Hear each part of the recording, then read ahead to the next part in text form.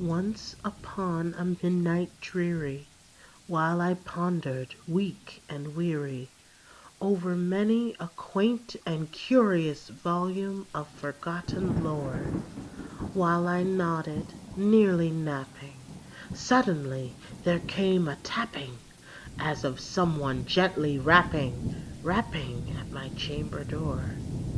"'Tis some visitor," I muttered, tapping at my chamber door. Only this, and nothing more. Ah, distinctly I remember, it was in the bleak December, and each separate dying ember wrought its ghost upon the floor. Eagerly I wished the morrow, vainly I had sought to borrow from my books surcease of sorrow, sorrow for the lost Lenore.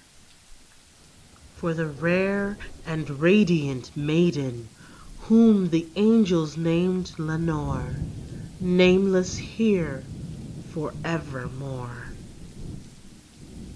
And the silken, sad, uncertain rustling of each purple curtain thrilled me, filled me with fantastic terrors never felt before, so that now to still the beating of my heart I stood repeating, "'Tis some visitor, entreating entrance at my chamber door, some late visitor entreating entrance at my chamber door. This it is, and nothing more."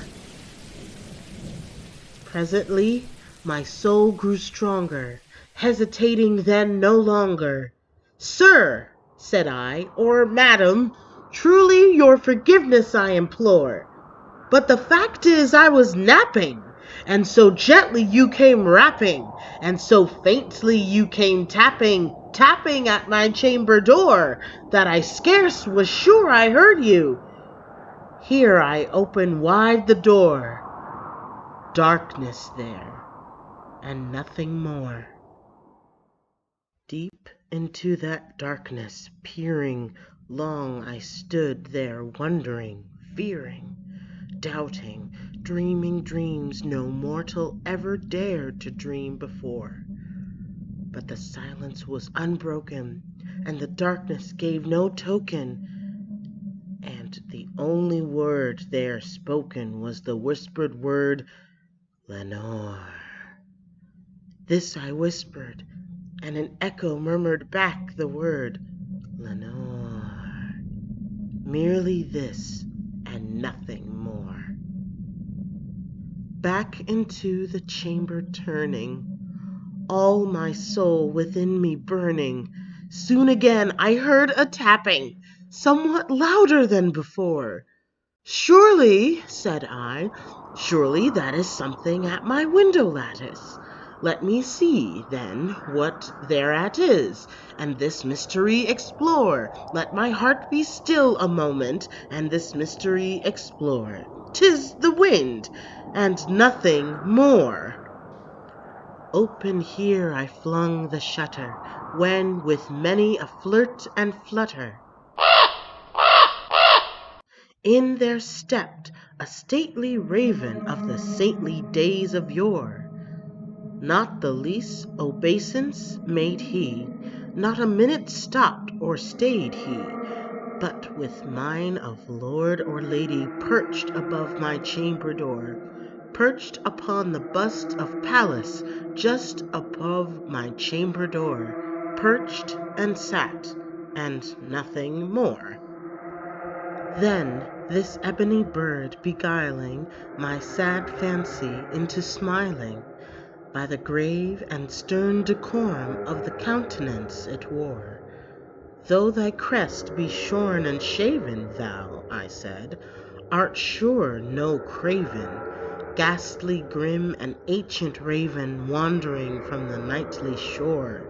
Tell me what thy lordly name is on the night's Plutonian shore." Quoth the raven, "Nevermore." Much I marveled this ungainly fowl to hear discourse so plainly, though its answer little meaning, little relevancy bore.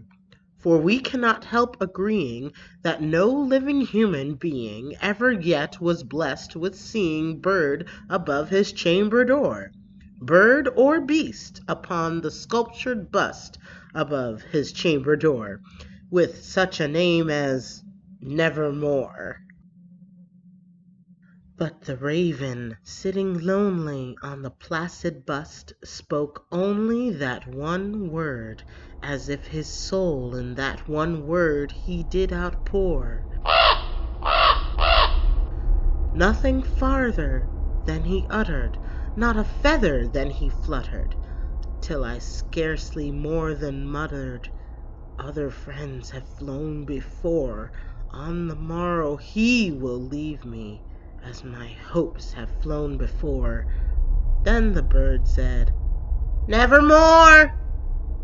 Startled at the stillness broken by reply so aptly spoken, "Doubtless," said I, "what it utters is its only stock and store, caught from some unhappy master, whom unmerciful disaster followed fast and followed faster, till his songs one burden bore, till the dirges of his hope that melancholy burden bore, of nevermore."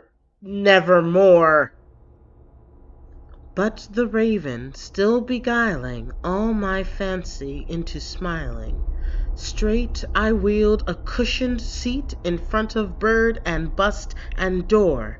Then, upon the velvet sinking, I betook myself to linking fancy unto fancy, thinking what this ominous bird of yore, what this grim, ungainly, ghastly, gaunt, and ominous bird of yore meant in croaking, "Nevermore." This I sat engaged in guessing, but no syllable expressing to the fowl whose fiery eyes now burned into my bosom's core. This and more I sat divining, with my head at ease reclining on the cushion's velvet lining that the lamplight gloated o'er. But whose velvet violet lining with the lamplight gloating o'er she shall press, nevermore. Then methought the air grew denser, perfumed from an unseen censer swung by seraphim whose footfalls tinkled on the tufted floor. "Wretch!" I cried, "thy God hath lent thee, by these angels he hath sent thee, respite and nepenthe from thy memories of Lenore. Quaff this kind nepenthe, and forget this lost Lenore." Quoth the raven, "Nevermore." "Prophet," said I, "thing of evil! Prophet still, if bird or devil, whether tempter sent, or whether tempest tossed thee here ashore, desolate yet all undaunted, on this desert land enchanted, on this home by horror haunted, tell me truly, I implore, is there balm in Gilead? Tell me, I implore." Quoth the raven, "Nevermore." "Prophet," said I, "thing of evil! Prophet still, if bird or devil, by that heaven that bends above us, by that God we both adore, tell this soul with sorrow laden, if, within the distant Aidenn, it shall clasp a sainted maiden, whom the angels name Lenore, clasp a rare and radiant maiden, whom the angels name Lenore." Quoth the raven, "Nevermore."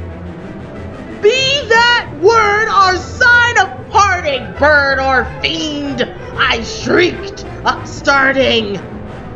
Get thee back into the tempest and the night's Plutonian shore.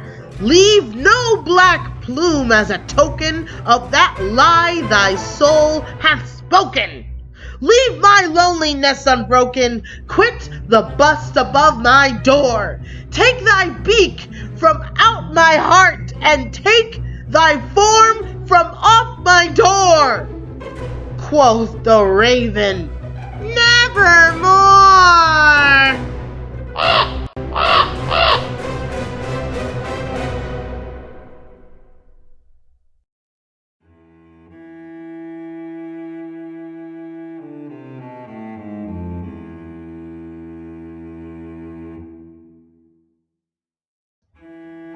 And the raven, never flitting, still is